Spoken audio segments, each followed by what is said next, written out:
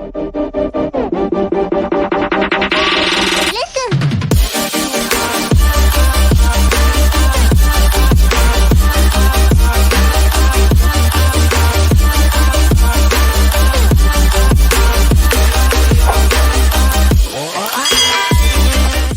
everyone. This is me, your host, the CIM. I am Rashawn Warren, and today I've got a special guest. Every guest is special, but this is a special guest to me. And today we got Dr. Nate Johnson. Great to see you and a great opportunity to be here and spend some time with you. So I'm excited. So, hey, I'm going to just give the people out in TV land and radio land a little background. So, I was at Fort Sill, Oklahoma, minding my own business. And some people came to me and was like, hey, man, you know how to play basketball? I'm like, yeah, I'm decent. I'm old now, right? And they was like, well, we got a post basketball team, we would like you to kind of play on. Reluctantly so, because the knees ain't what they used to be. I was like, yeah, let me go out there. And then that's how I ran into then Lieutenant Colonel Johnson, but now he's retired, Dr. Nate Johnson, and big ups. I just want to say appreciate it. Congratulatory thanks to you for continuing to push on with your education, but not only push on with your education, but being a model and mentor for other people, because it's always good to see people take that next step and keep going. And Nate, you have started your own company in retirement. You leading to succeeding. Is that what it is?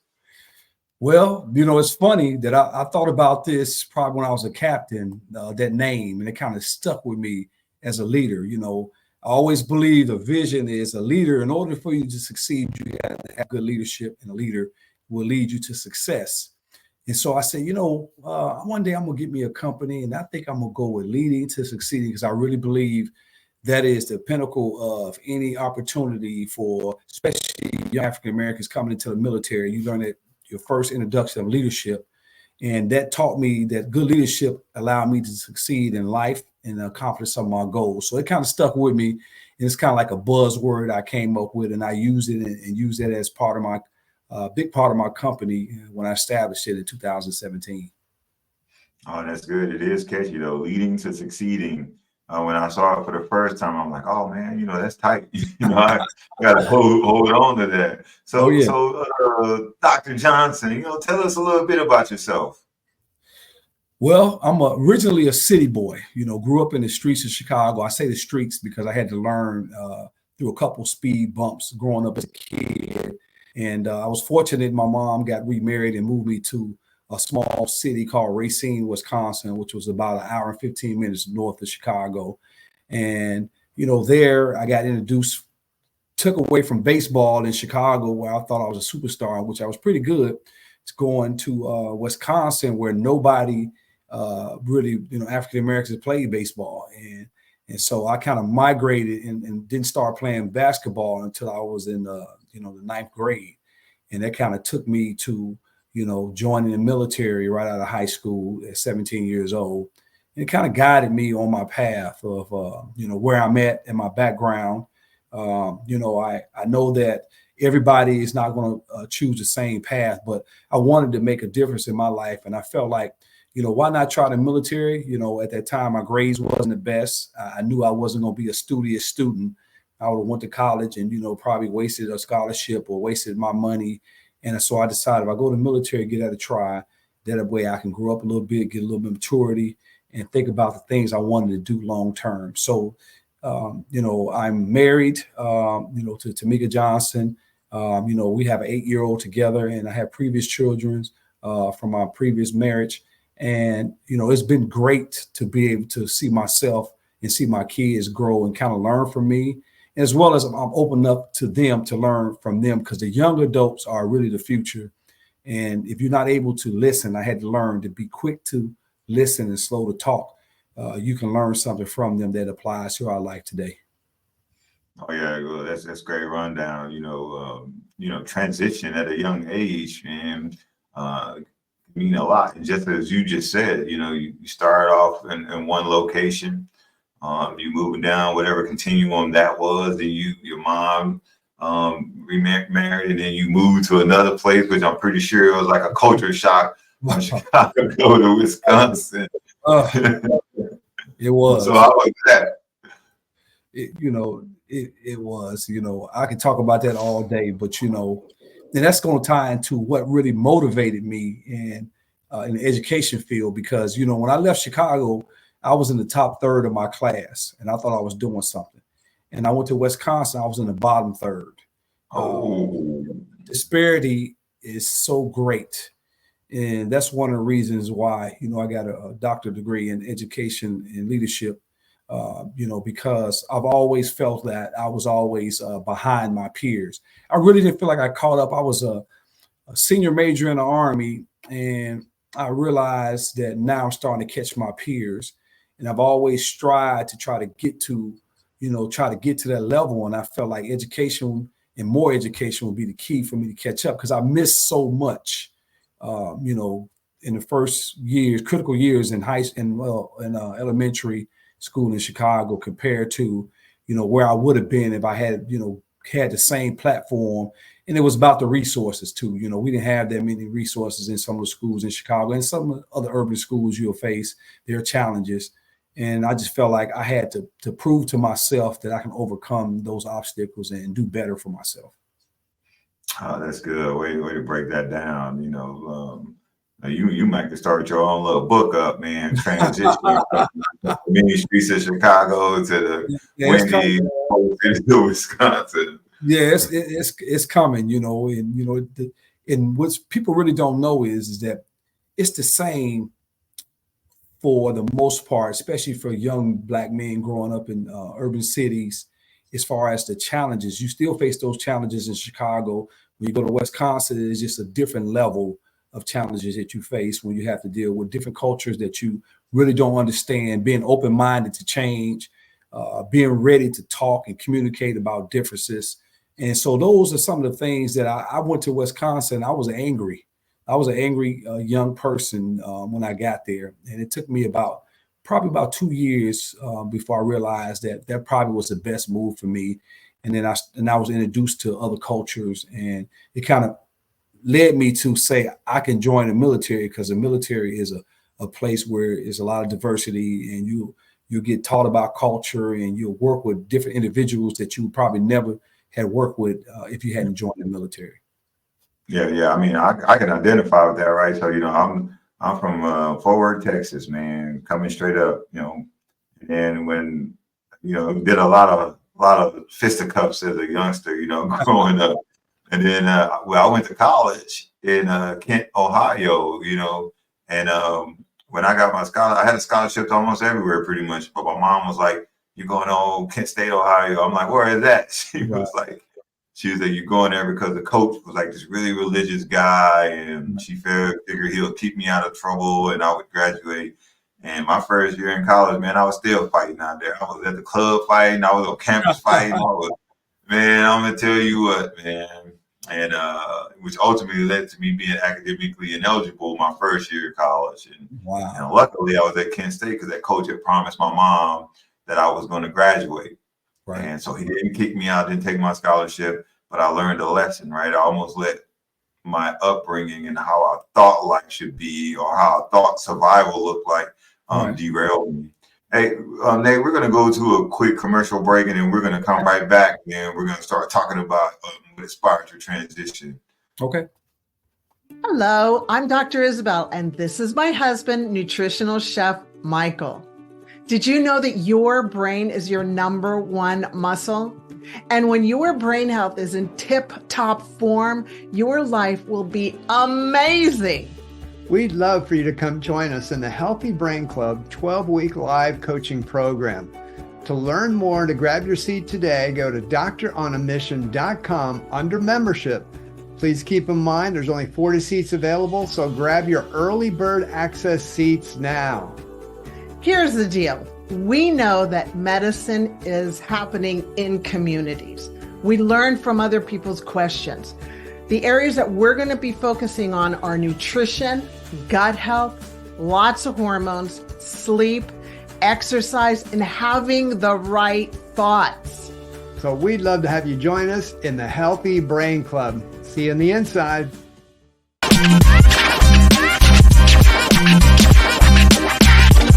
All right, so we're back, Dr. Nate Johnson.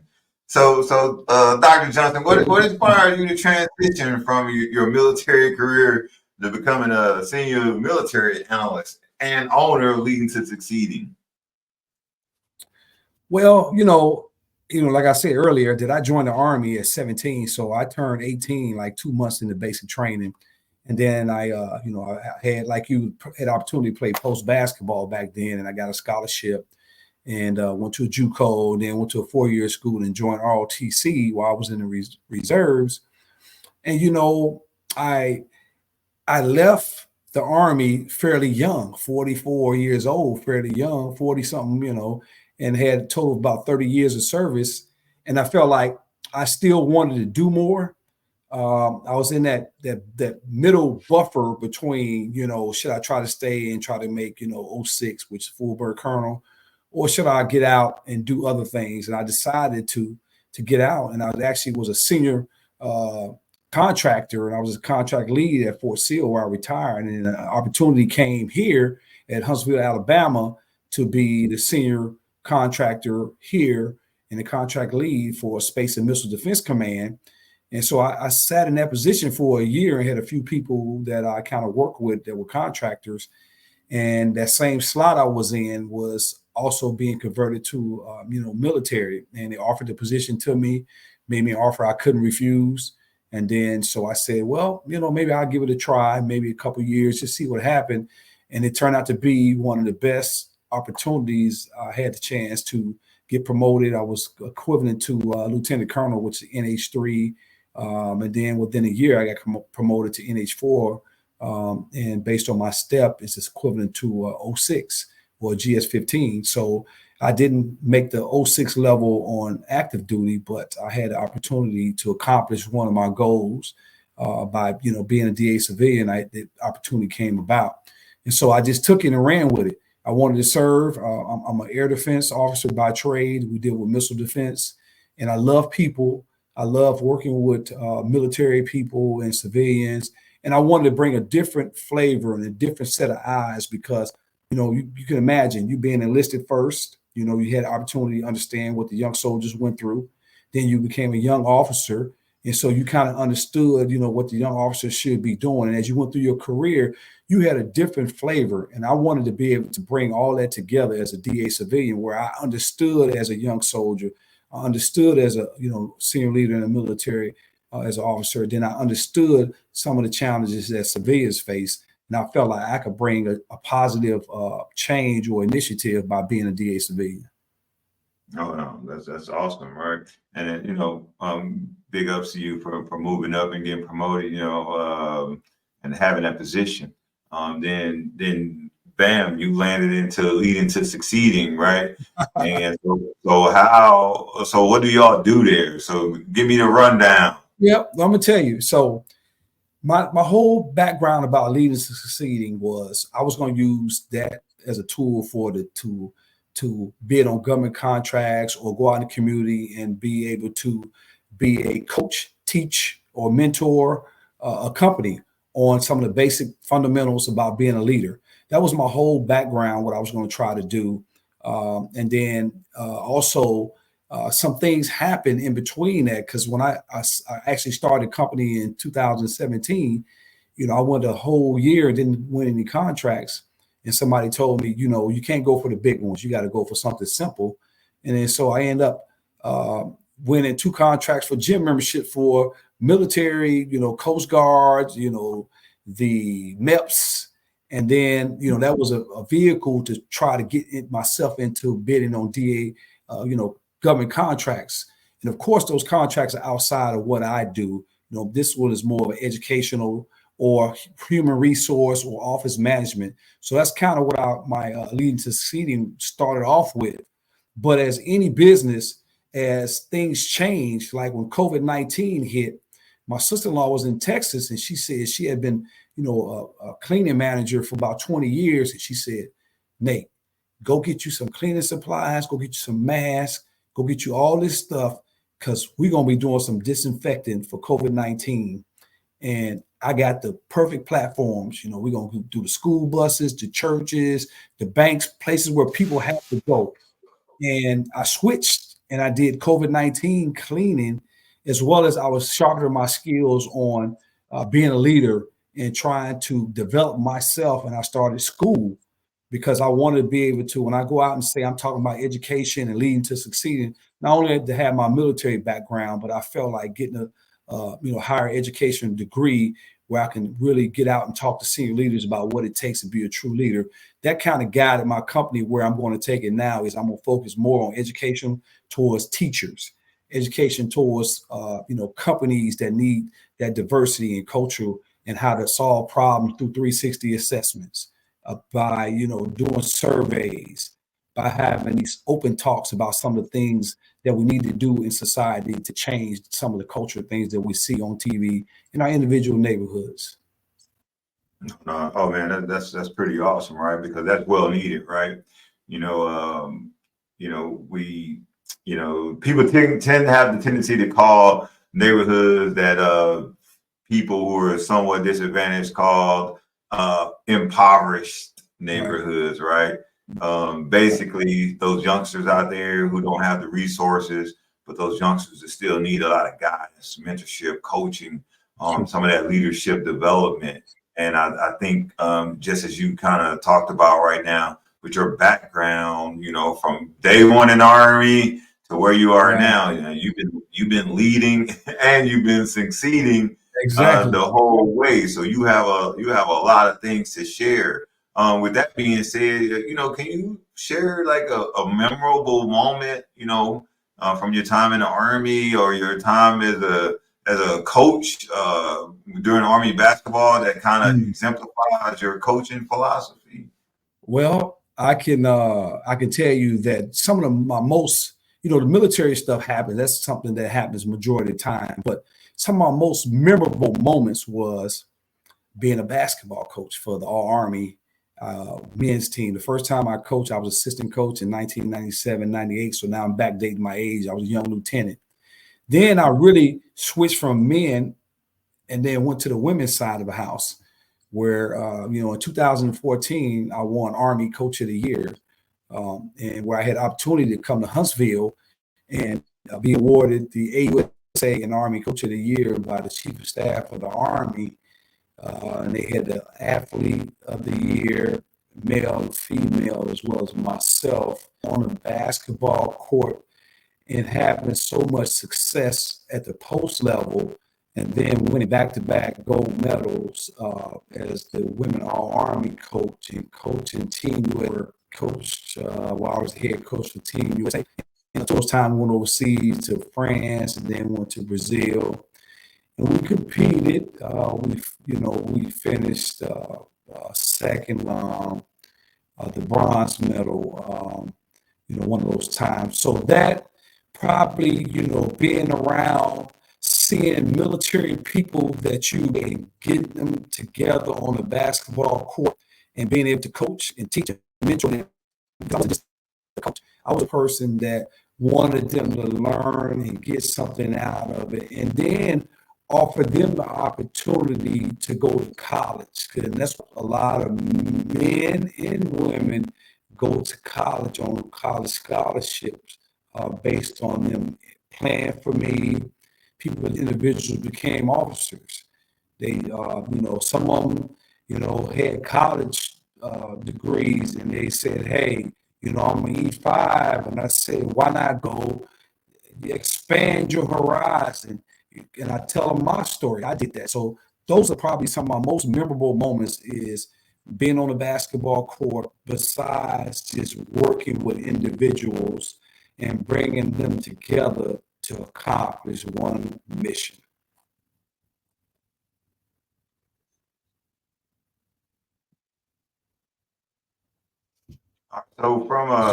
So I can hear you. So from a coaching perspective, right? So, never been a coach, but I've been a player a long time, right? But coaches see these things within players and they're constantly identifying what people need to grow, what people need to work on, and also looking at some of those things that individuals don't necessarily do well. So, from sitting up as a coach, a coach who's won it all, who won Coach of the Year, when you are dealing with youngsters, how do you look at that? And is it hard for you to say, hey, youngster, you need to work on this in order to become better? And is it received well? Well, I'm going to tell you, if I moved to the women's side of the house and loved it, I enjoyed culture women a lot more than men. Now, it's tougher because of egos, especially when and you giving them critique on how they're playing. And that you played for me, you were the veteran, so you don't have to say too much, but some wasn't very receptive. But one of the things I always did was I gave players the opportunity to play. I have 12, 13 guys on the bench, all of them going to play. Now, how much you stay out there depends on what you do on the court. And then I allow them to make those mistakes, and I don't jerk them out the game right away. When it's time for them to come out, I talk to them about it. We go over it, then I put them back in. And that builds confidence. And I always wanted and believe that in order for a team to be great, your bench has to be, you have to trust them. You have to allow them to make mistakes. And then when I did that, they was real open to me when I criticized or gave them critique about how they were playing, because I allowed them to be on the court to make mistakes. And a lot of coaches don't allow you to do that. They have their core 7, 8 players, and that's it. I never believed in that. I believe if you come to practice, you work hard, you're going to learn from me and I'm going to learn from you, and you're going to grow. And that's what I believe is some of my greatest aspect, is that I give people the chance. I let you go out there and play, and then you'll open up your eyes and your ears and be able to see some of the critique that I'm giving you and how you can improve. Yeah, you're absolutely right, man. A lot of people don't give people the opportunity to fail, right? So, I think I read this book before. It's called Failure is an Option. Mm-hmm. I also read a book before that says failure is not an option. But the reality of the world and the reality of life is that we all are going to fail at some point. We all are going to enter a rough time where it's difficult, and we're going to have to look within ourselves and take a step back and say, you know what? I need some assistance here. I need someone who's been through this before to kind of help me. But we got to be open to that critical feedback, and we're not always open to that, because you know why? Because people aren't open to it because they take it personal. Right, that's true.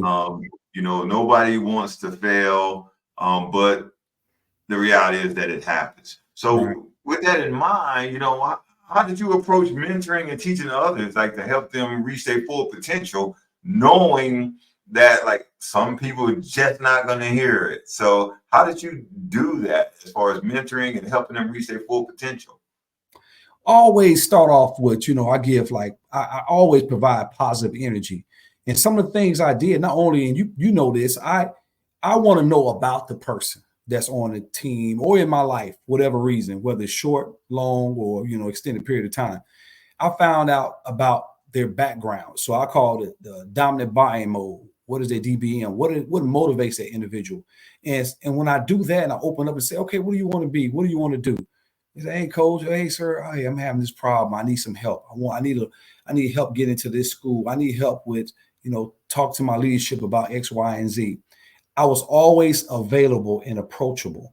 I wasn't one of those guys that let my rank, guide me or make them feel like, you have to do it, or you got to do this. I wanted them to feel like I generally cared. So I had to learn about their background, where they come from, some of the things that's important to them.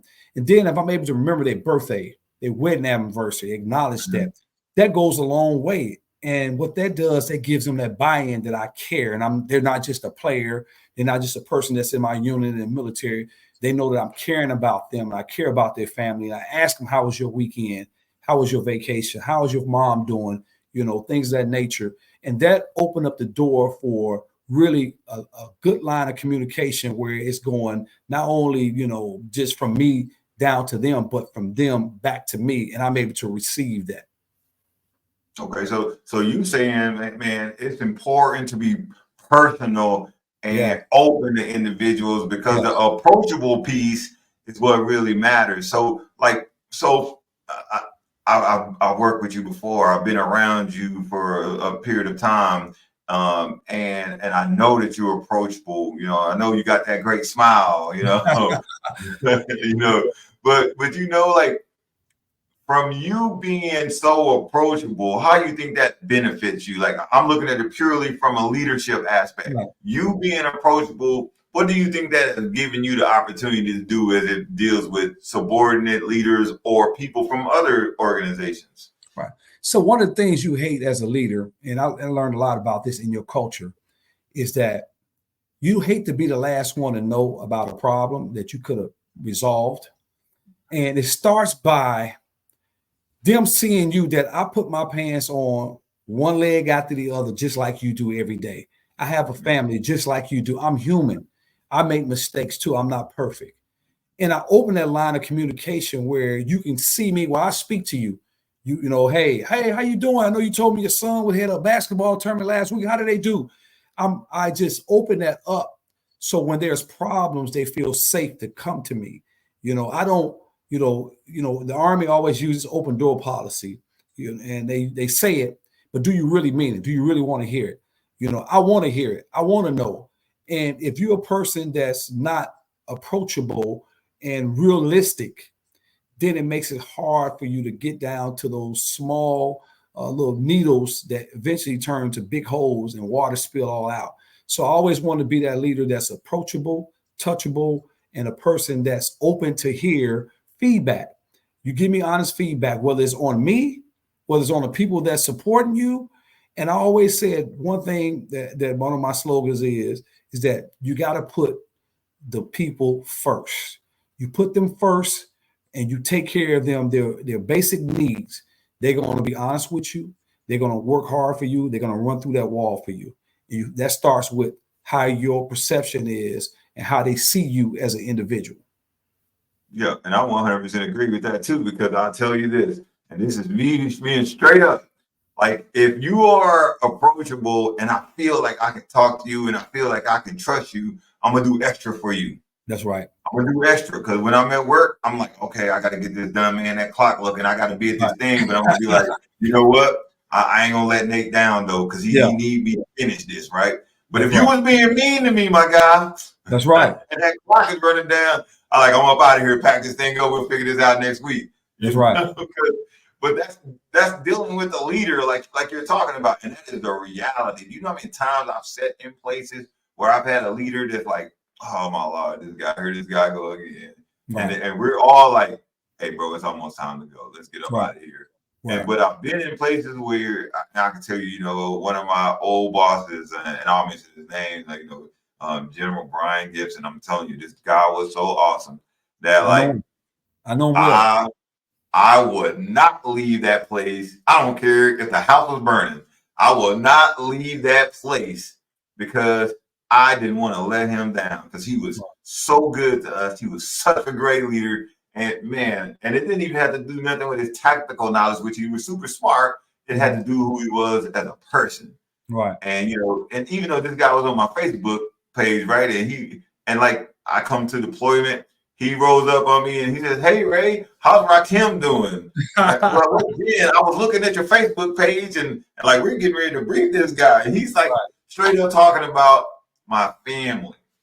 And I was just thinking to myself, man, this is the brigade commander.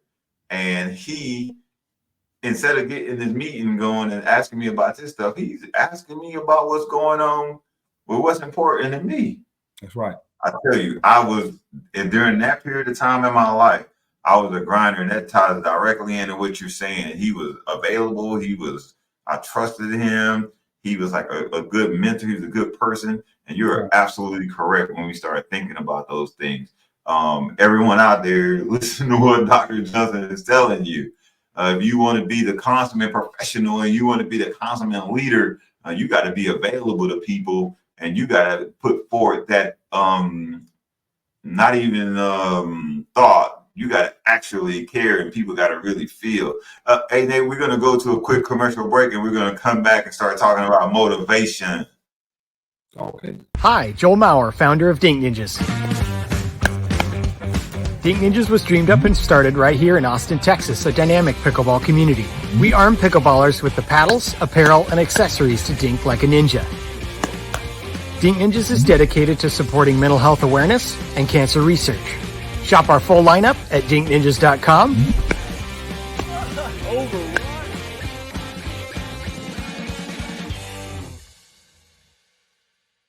So here's what happens with the Rundown with Rubio. Every day I do these. I cover 5 different news stories. Everything happens for a reason. That's one. Number 2, there are winners and losers of life. These are the pillars of the Rubio method. Accept and embrace. You'll hear me say it all the time. Working hard is not enough, and confidence is the key. These are my morals of life, and these are also the pillars of the Rubio method.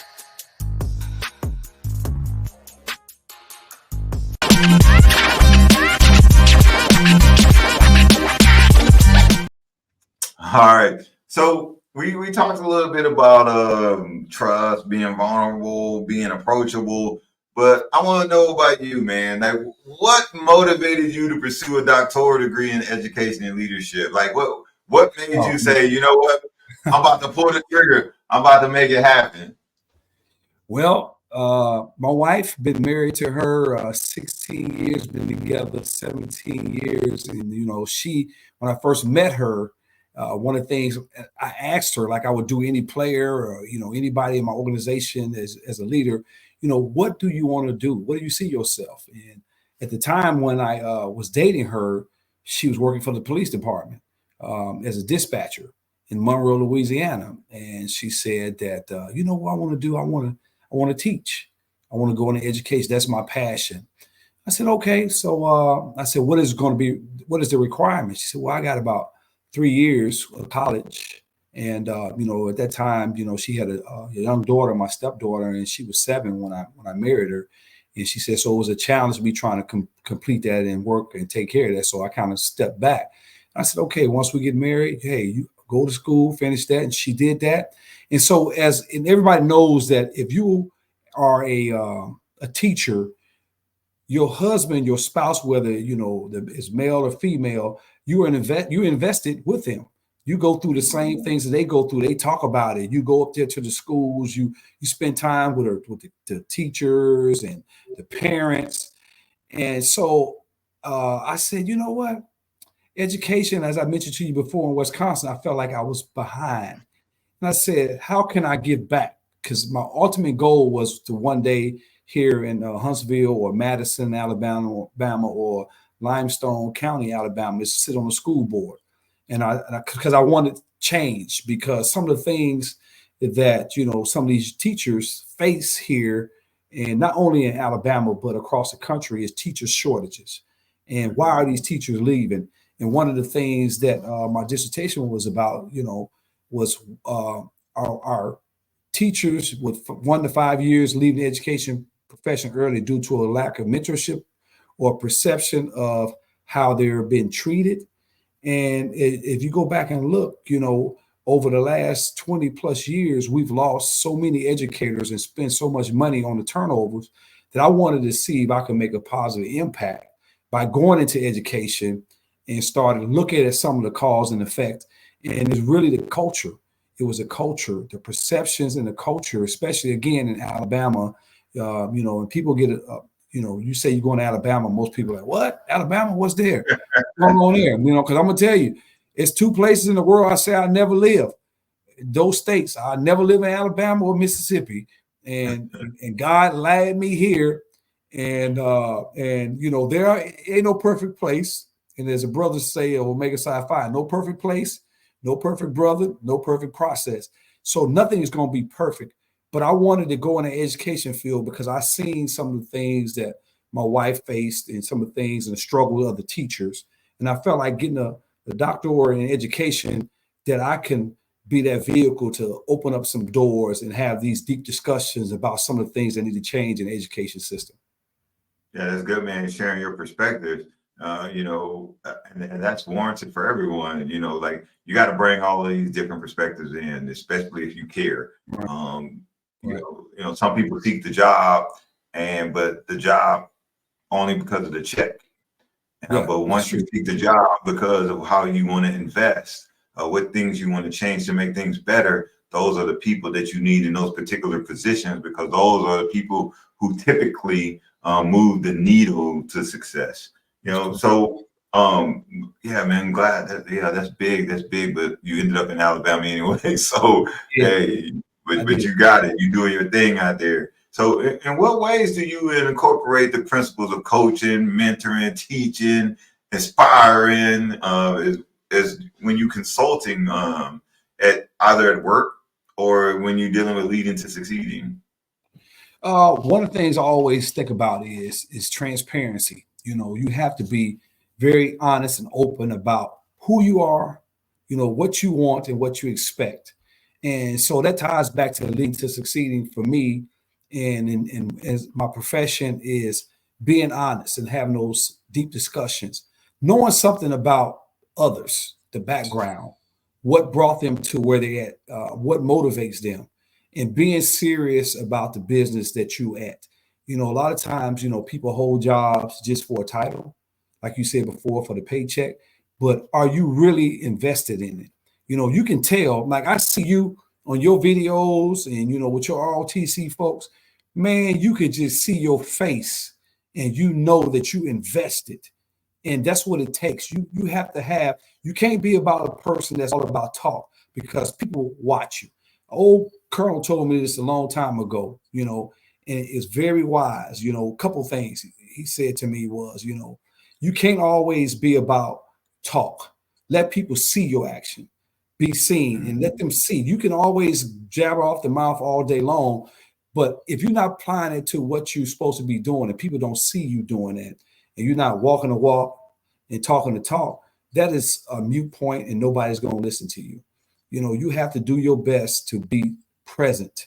When you're doing something, go all and give it your best. Now, you may not finish first, you may not finish second, but if you give it your best, you tried your best, you've succeeded. You succeeded. And I'll go back to, you lead yourself to succeed when you do the best. At a different level, nobody is perfect. Nobody's going to have the same set of skills. But if you apply yourself with a few small things and set those small goals in your life, society with a whole bunch of things going on to stay focused, and you help other people, always believe that God put me here for a purpose. My purpose is being leading, sharing my experiences. And, one of the things that I'm going to share with you that, it's going to be surprising to a lot is that I was diagnosed at the age about 37 with having dyslexia. And I didn't know that, so, and the people that go through that, they know the challenges with that. And you talk about, I was a major, I probably was about 32 or somewhere along that line. And I was in CGSC. And when I found out, and it was shocking, but it explained a lot. But I had to do things different to make sure I stayed on course. And I reached out to other people. I had to have a mentor and had to be open to hear and tell this mentor that I had this problem. And you would never believe, once I left CGSC and I went to my first assignment in Germany, the S.2 I worked with, I was open with him and told him some of my challenges. He told me he had the same thing and gave me tips. And you have to share. And that's when I said transparent. He told me how to try to overcome that, gave me some small tips, because when you're dyslexic, you thinking and then you putting it on paper, but you might think that you put it there, it's not there. I'm not telling you it's there. But what he told me to do was print out the sheet, print out the report, and go back and read it. Not on the screen. And also another tip he told me was to read the sentence up. If it don't make sense from that point, you'll find your mistakes and your errors and slow down. And that's what I had to do. And a lot of folks won't admit that. And it's a challenge, still the same challenges that I have to. I learned how to overcome with some small adjustments in my life and some things that I do. And that's being transparent, as I mentioned to you before, being open to be honest, and being vulnerable. That's all qualities of a leader. And to me, that's leading. That's awesome. Awesome. I like the one thing: don't talk about it, be about it. Right. If you're gonna if you're gonna say you're gonna do something, those actions got to follow up. You can't tell folks out there who depending on you to lead the way in an organization that I'm this type of person. I'm stand up guy here. But then when you turn the corner, they're not. But what my grandma used to say, not practicing what you're preaching, right? And since you're not practicing what you're preaching, people start to not believe in you. And when people don't believe in you as the leader of the organization, they don't believe in the organization.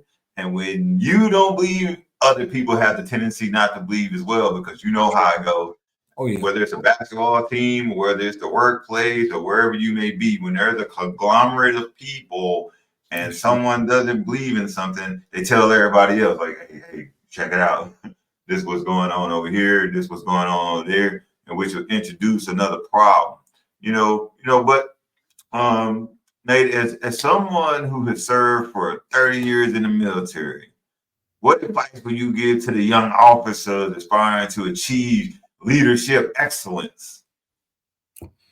Well, one of the things is you got to be willing to listen, because young leaders, and especially in my generation, when I came up, I came on active duty in 1994 as a second lieutenant, is that the young officers, some of them were taught to don't listen to the lower enlisted people, whether it's your sergeant, your platoon sergeant, and they were quick, as I mentioned before, quick to talk and slow to listen.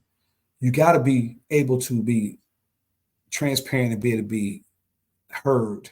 But your same token is that you have to listen to these individuals that was put in place for a reason. And these young officers have to take a look at where they at and where they want to be. Find you a mentor, somebody that's like attainment, some people that you have that commonality that is successful, that you can reach either up or down for, and help and use that as a tool to guide you through your professional career. You want to pick somebody that's known to be an upright person with the highest integrity. You have to have integrity if you want to be a leader in the military. You know that. You can't question that. You can't put yourself above the mission or other people. You can't, swing between left and right when the guide arms say go straight. You have to be straight. But the same thing is you have to be willing to grow yourself professionally outside of the military. And that may be reading some good books, that may be having a good church home. That may be making sure you got your physical fitness in order. And we call it you got your physical, spiritual, and your mental health together. And that's the only way you can lead people. You got to include those things. You can't be looking at the military forcing you to do physical fitness. I'll be 55 in August, and my peers see me and they're like, what? You what? Man, I thought you was, in your mid 40s. It's because the Army didn't force me to do those things. I learned those habits, identify productive habits and stick to them. See how those things can transition from your current life to your civilian life. Because one day you're going to be out the military. And you don't want to look back with a whole lot of regrets and what you could have, would have, should have did. Look at what you can do. And the last thing is you're not going to be perfect. People are going to underwrite honest mistakes, but you can't make the same mistakes over and over and over again. The mission is too critical for leaders, young leaders, to make those type of mistakes. And those other folks are relying on you, looking at you and wanting you to be successful.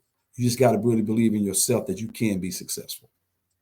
Oh yeah, belief in self is what it's all about, right? And you mentioned something when you talk about develop yourself outside of the military. When I was an instructor, we always had to tell the youngsters, we operate in 3 domains: the institutional, the operational, and the hardest one of them all is self-development. And self-development is pretty hard because, you got to do it by yourself because you don't got the rest of, sometimes you don't have the rest of the team with you. I heard this quote, I think I said it once before, is that like all of us are self-made, but only the successful are willing to admit it, right? That's true. Like when you've done your thing and you put forth that effort and you've been winning because you put in the extra hours, you like that old Snoop Dogg. I like thank me because I did this. I put in the work aside from what everybody else was doing in order to get to where I needed to be. And that's just the reality of it. So, when you're in the operational domain, you're working with everybody else, you're doing your job, you're in the mix. When you're in the institutional domain, all right, bro, I need you to go to this school. I need you to learn this. And then once you get back, bring those lessons back. But when you're in that self-development, it's just like you said, I got to go grab that book.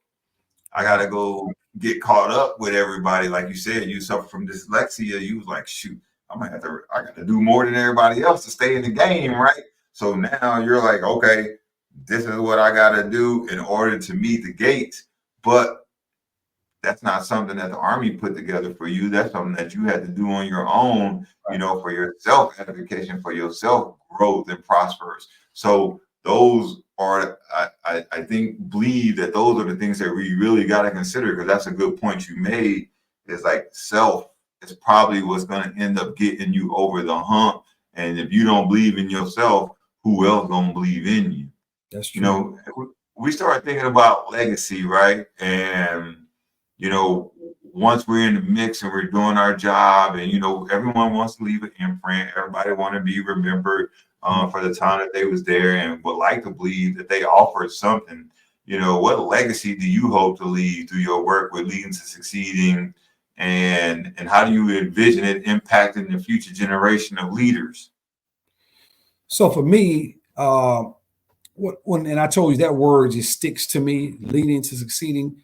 And I one of the things I didn't tell you is I lost my father at a young age. Growing up in Chicago, him and my wife, well, actually, correct, him and my mother divorced. He remarried, and unfortunately was murdered by my stepmother. And prior to that, my father disconnected. When he divorced my mother, he divorced myself and my 2 siblings. And I wanted to be better than what he did. I wanted to, I got 3 sons that I wanted to be.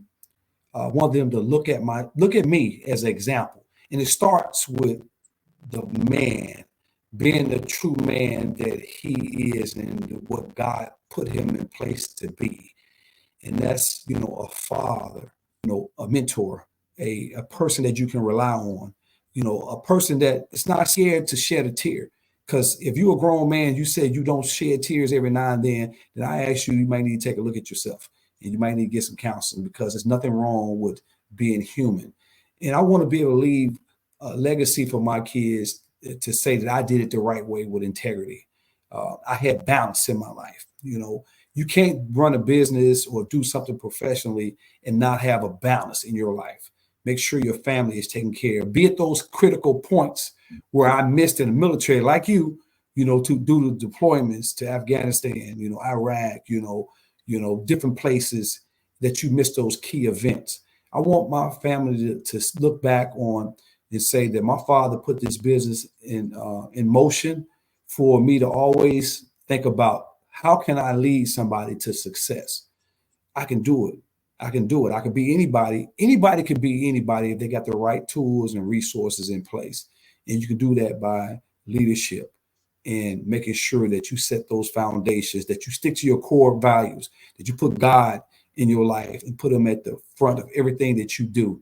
Because without him, we can't do anything. Put your spouse, make sure that she's not left out, because I couldn't do this without the support of my family.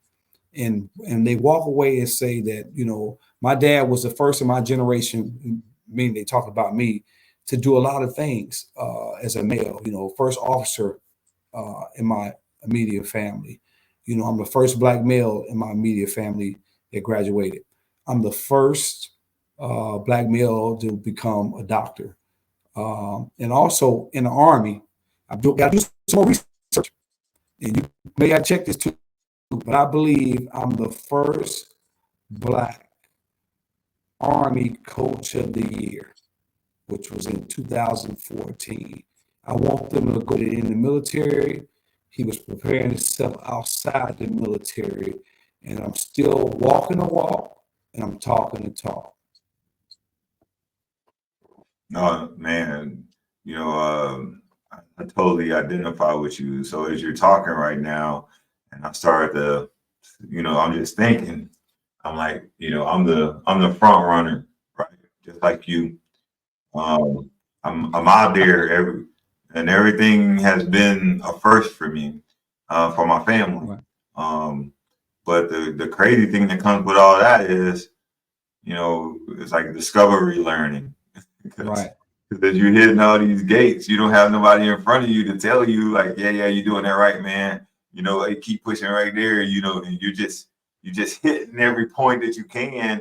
But with the thought that like, somebody's behind you, like you told me from Chicago. I'm from the streets, man. Right. So like initially, it was hard for me to, I guess, to integrate with everybody else because they wasn't like me.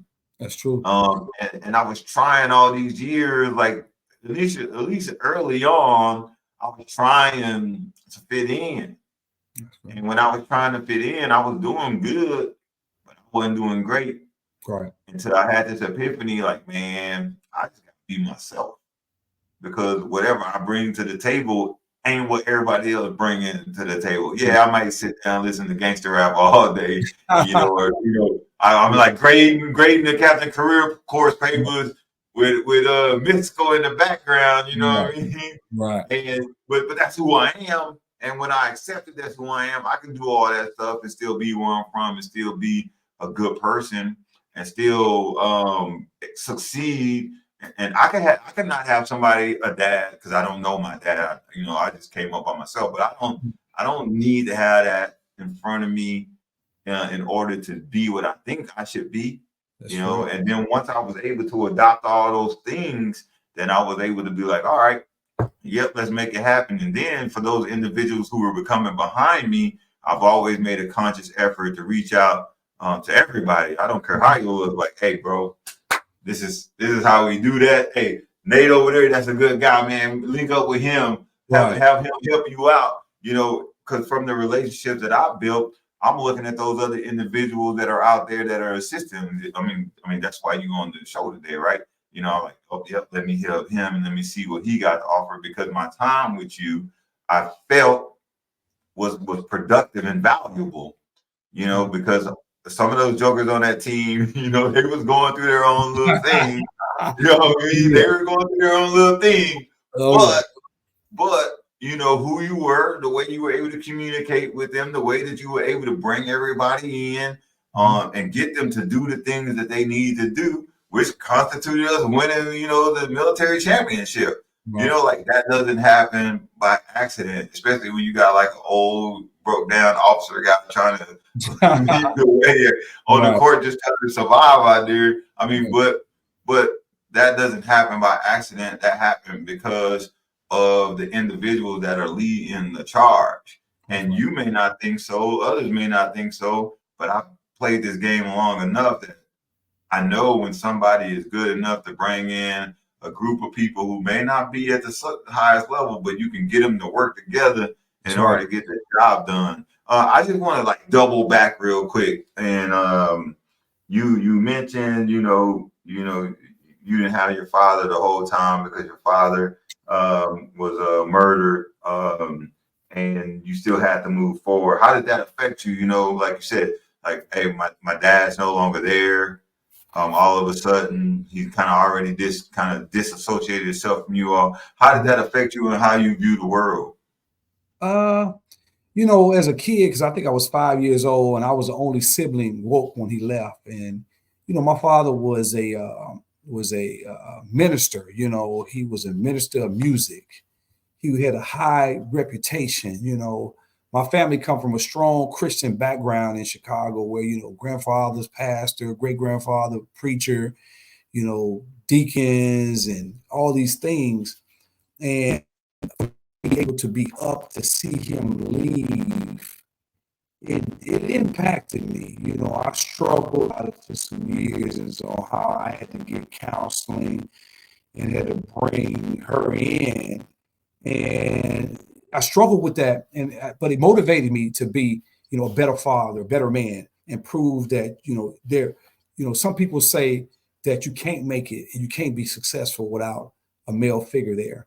But you got to put certain people in your life. They come for a reason and a season. And when my mom remarried my stepfather, he wasn't perfect, but he taught me some of the basic things as I hit that real pinnacle point in my life, 13, 14 years old, about, growing into manhood, and some of the things that I need to learn as a man, as a future man. And I just kept moving. I had to block it out, because he didn't get murdered till I was my sophomore year in high school. And what's so tragic is that I had two young sisters that they were like 5 and 7, and I have not seen them since my dad's funeral. That hurt me more than anything. And I looked for them for years. And still today, if they walked by me, I wouldn't know who they were. And I know they would be shocked because I know my brother and I look like my father. But it to try to do better and then teach my boys to be better and to do better. It can be, everybody's going to have speed bumps. And God don't put no more on you than what you can handle is what I believe. And that happened for a reason. And I think it made me a better man. You could be a half glass full or a half glass empty. I've always been a half glass full guy. And that's how I approached it as I learned through the years that I could make it. And I'm not going to let one little speed bump or two slow me down or stop me from what God has aligned in my path. Yeah, absolutely. Hey, Dave, we're going to go to a quick commercial break and we'll come back and hit the final segment. Okay. Hello, welcome to Veritas. I'm your host, Adam Colazetti, and I'm here to guide you on a meditative adventure like no other. Join me and lose yourself in your imagination as we travel the outer reaches of the cosmos, quest for powerful talismans, and explore the inner realm of your subconscious. What might you find along the way? But be warned, fair traveler, this path is not for the faint of heart. On this path, of one thing I am certain, dragons be here. Are you ready?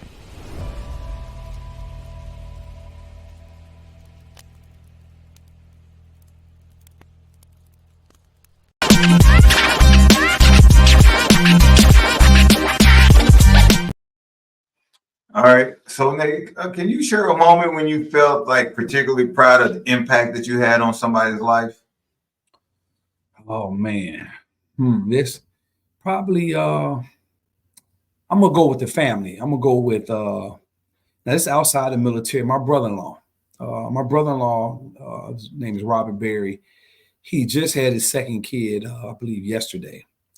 And when I met him in Monroe, he had some type of disorder, almost like Tourette's, a little bit like that. And he didn't come out the room during the daytime. He came out at night.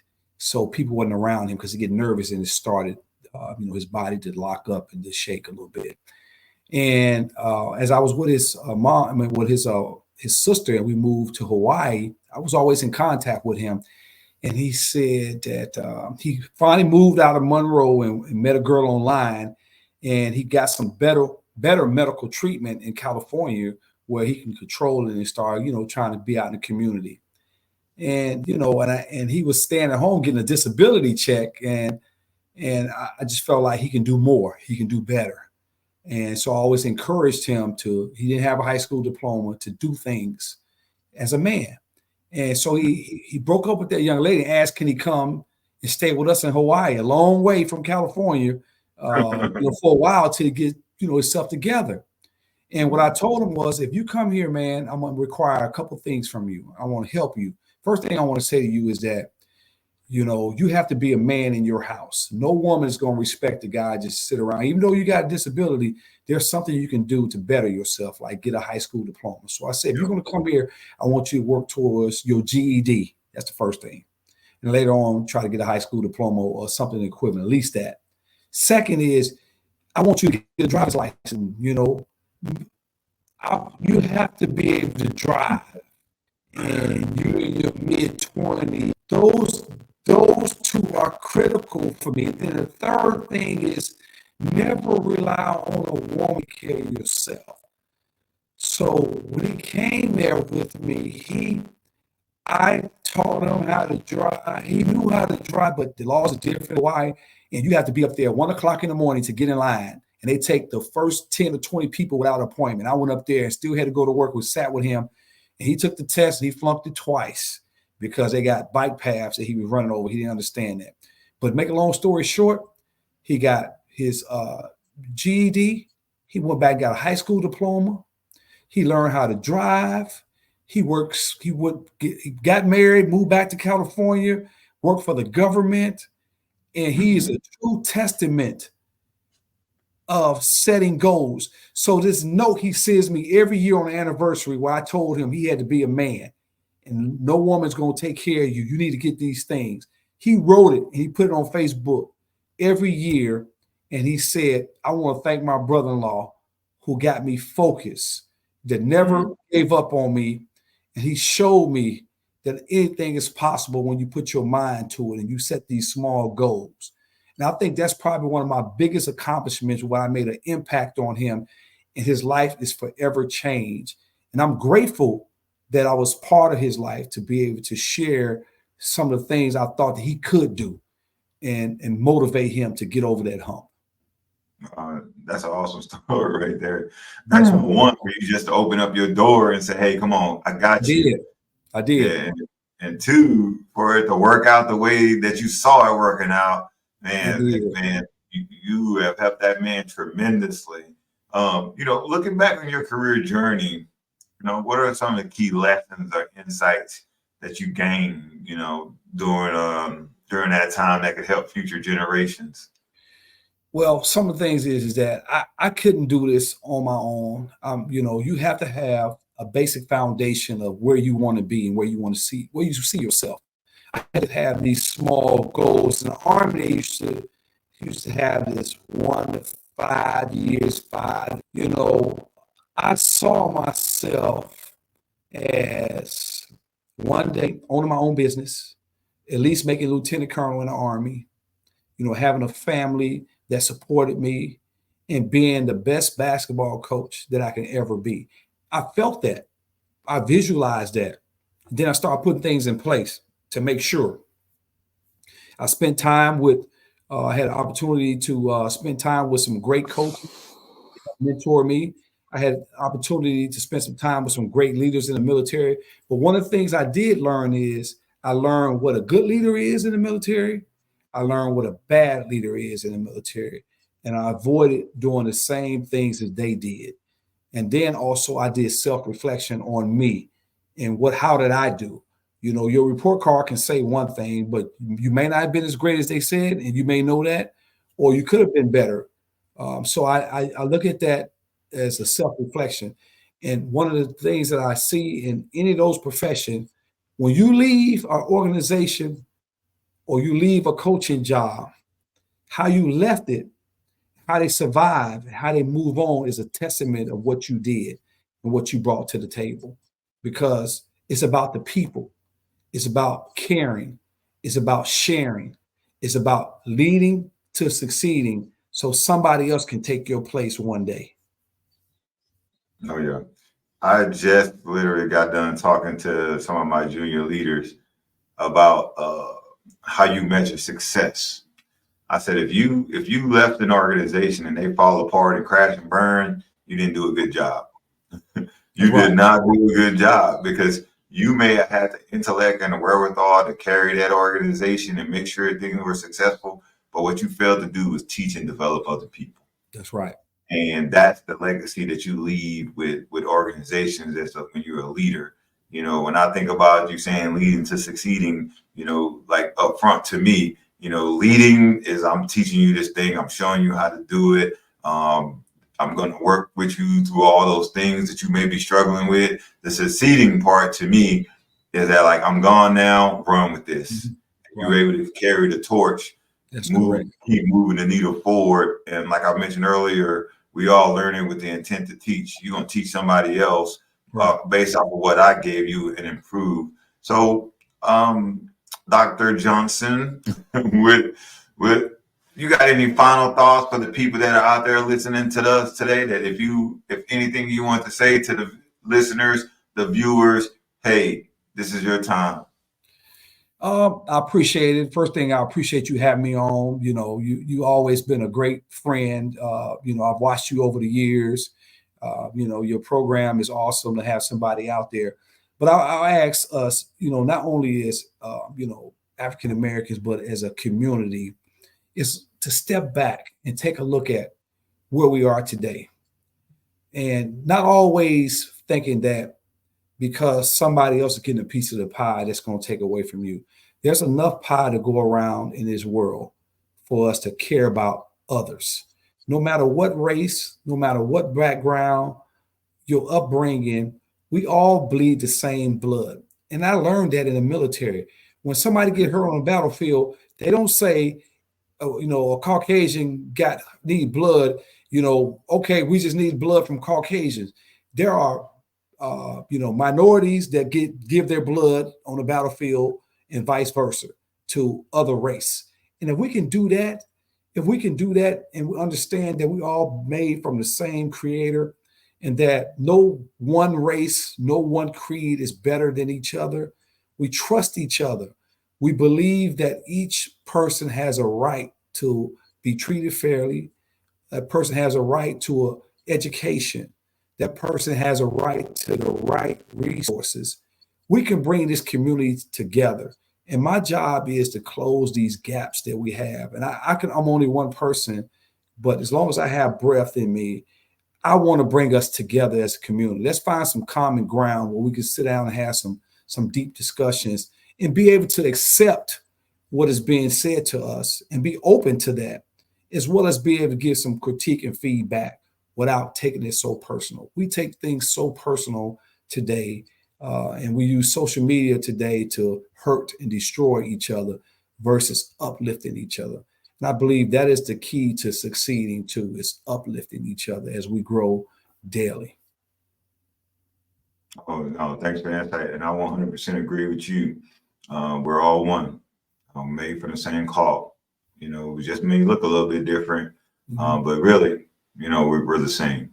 If people wanted to get a hold of you, how would they get a hold of you? Well, easy. You go leading2succeeding.com on my website there for my business and kind of see what we're doing. You can also email me at leading2succeeding@gmail.com. And, you know, just give me your thoughts. You know, I'm on Facebook as, you know, Nate Johnson. You can find me on Instagram, Nate Johnson also, or Nate Dogg, being Omega Man, Nate Dogg, 1911. And I'll be willing to hear and have deep discussions with you. And I'm willing to help. You have somebody out there, a young man, as I described, my brother-in-law that needs some help and guidance and how I handled that and what I did to try to help boost him along. I'll be willing to have those deep discussions with you and provide you some help or some guidance on what works for me. It's not going to work for everybody, but give you some tips on how to maneuver and try to help others become successful in their lives. All right, and there you have it, everyone. This is CIME. I am Rashawn Warren, and who you just heard today was from Dr. Nate Johnson, Leading to Succeeding. Don't forget that, and we'll see you all in the digital space at another time. Thank you. Listen